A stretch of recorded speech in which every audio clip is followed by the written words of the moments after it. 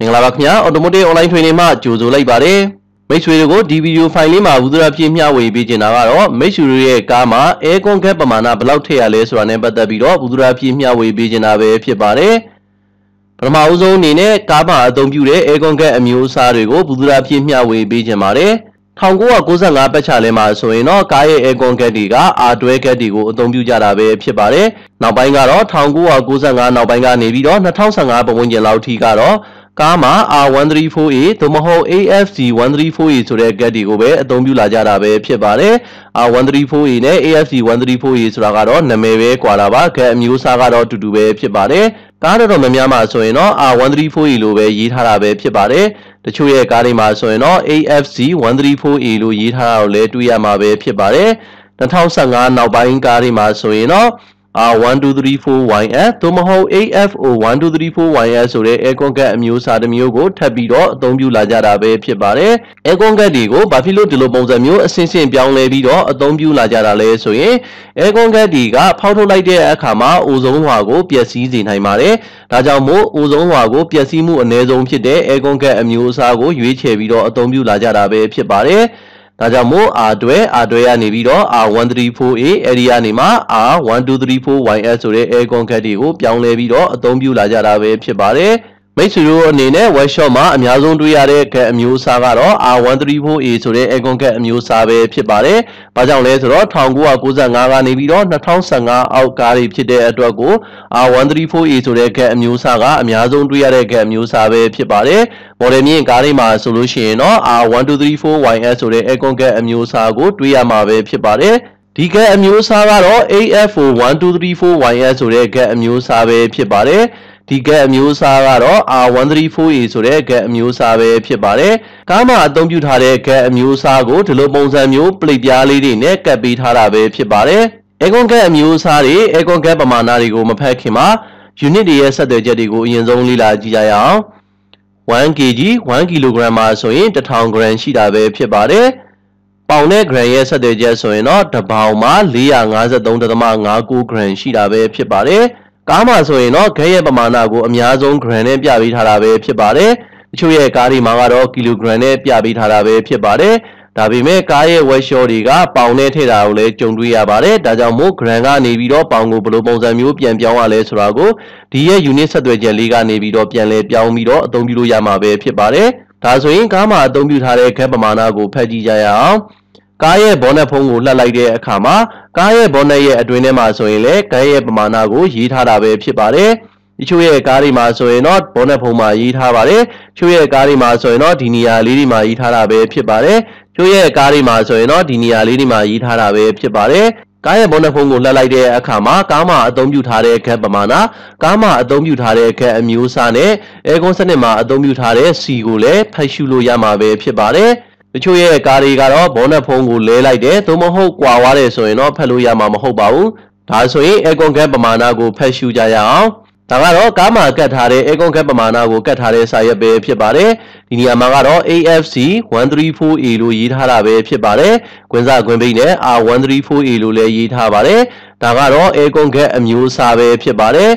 ဒါကတော့ aircon gas ပမာဏပဲဖြစ်ပါတယ် 0.4 kg ဖြစ်တဲ့အတွက်400 g ပဲဖြစ်ပါတယ်ဥမာအနေနဲ့ gram 100ကို9000ဆိုရင်400 g ဖြစ်တဲ့အတွက်2000ကျမှာပဲဖြစ်ပါတယ်ဒါကတော့အလွယ်ဆုံးတွက်ချက်ပြပေးတာပဲဖြစ်ပါတယ်ဥမာအနေနဲ့ gram 100ကို1000ယူတယ်ဆိုရင်400 g ဖြစ်တဲ့အတွက်4000ကျမှာပဲဖြစ်ပါတယ်100 g ကိုဘယ်လောက်လဲဆိုတာကိုမေးမယ်မေးပြီးတော့ကိုယ့်ရဲ့ကားမှာဘယ်လောက် gram ထည့်ရလဲဆိုတာကိုတွက်ချက်လို့ရမှာပဲဖြစ်ပါတယ်ဒါဆိုရင်တော့ကုန်ကြတဲ့အမောင့်ကိုကိုယ်တိုင်တွက်ချက်နိုင်တာပဲဖြစ်ပါတယ်ဒီကားဆိုရင်တော့ AFC134A R134A ကိုအသုံးပြုထားပါတယ် gram အနေနဲ့ဆိုရင်တော့440 gram ထည့်ပေးရမှာပဲဖြစ်ပါတယ်ဒီကားမျိုးစားမှာဆိုရင်တော့ NDY8 ကိုအသုံးပြုထားတာပဲဖြစ်ပါတယ်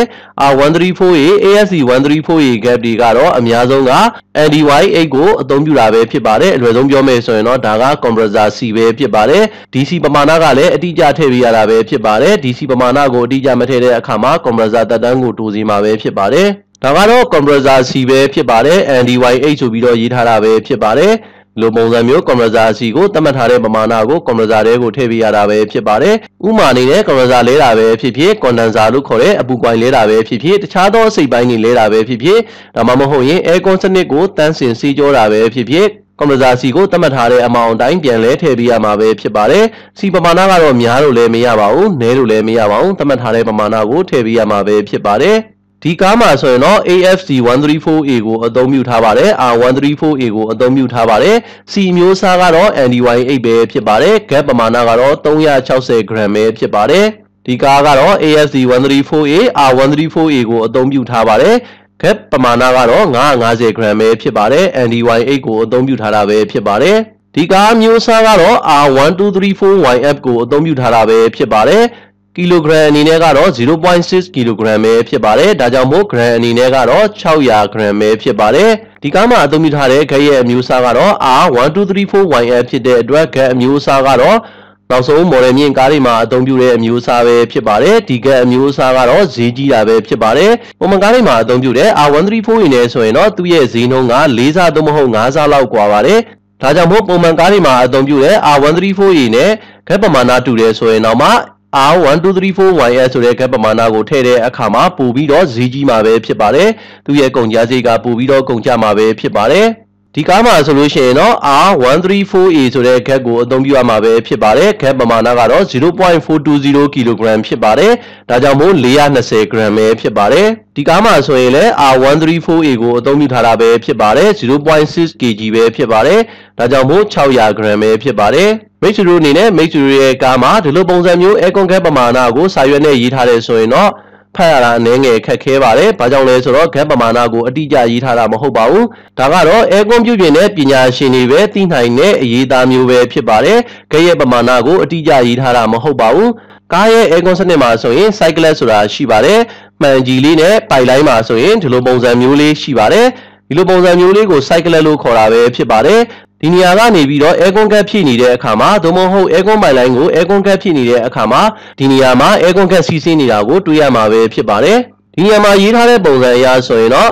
aircon gap ကိုဖြည့်နေတဲ့အခါမှာ cyclet ကနေပြီးတော့စီးဆင်းနေတဲ့လမ်းကြောင်းကိုကြည့်တယ် aircon gap လေးတွေကပလုံစီထပြီးတော့စီးနေမယ်အဲ့ဒီပလုံစီထနေတဲ့ aircon gap လေးတွေကအမြုပ်ကနေပြီးတော့အရေဖြစ်ပြောင်းသွားမယ်ပြောင်းသွားတဲ့အချိန်ကနေပြီးစပြီးတော့100ကနေပြီးတော့ plus or minus 50 gram ထပ်ဖြည့်ခိုင်းတာပဲဖြစ်ပါတယ်ဒါကတော့တချို့ရဲ့ကားတွေမှာသာပါတဲ့ gap ဖြည့်တဲ့ပုံစံပဲဖြစ်ပါတယ်တော်တော်များများကားတွေကတော့ gap ပမာဏကိုဒီလိုပုံစံမျိုးအတိအကျရေးထားတာပဲဖြစ်ပါတယ်ဒါကတော့ aircon ပြုပြင်တဲ့ပညာရှင်တွေသာသုံးစွဲတဲ့ပုံစံပဲဖြစ်ပါတယ်ဒီလိုပုံစံမျိုးဆိုရင်တော့မိတ်ဆွေတို့အနေနဲ့ကားမှာ gap ပမာဏဘယ်လောက်ထည့်ရမလဲဆိုတာကိုသိဖို့ခဲရင်သွားပါပြီမိတ်ဆွေတို့ကိုဒီဗီဒီယိုဖိုင်လေးမှာဘုသူဒ္ဓဖြည့်မျှဝေပေးခဲ့တာကတော့ကားရဲ့ aircon gap ပမာဏကိုဖတ်ရှုတဲ့နည်းလေးကိုမိတ်ဆွေတို့ကိုဘုသူဒ္ဓဖြည့်မျှဝေပေးခဲ့တာပဲဖြစ်ပါတယ်ကျွန်တော်ရဲ့ဗီဒီယိုဖိုင်လေးကိုအဆုံးထိကြည့်ရှုပေးတဲ့အတွက်ကျေးဇူးအများကြီးတင်ပါတယ်ခင်ဗျာ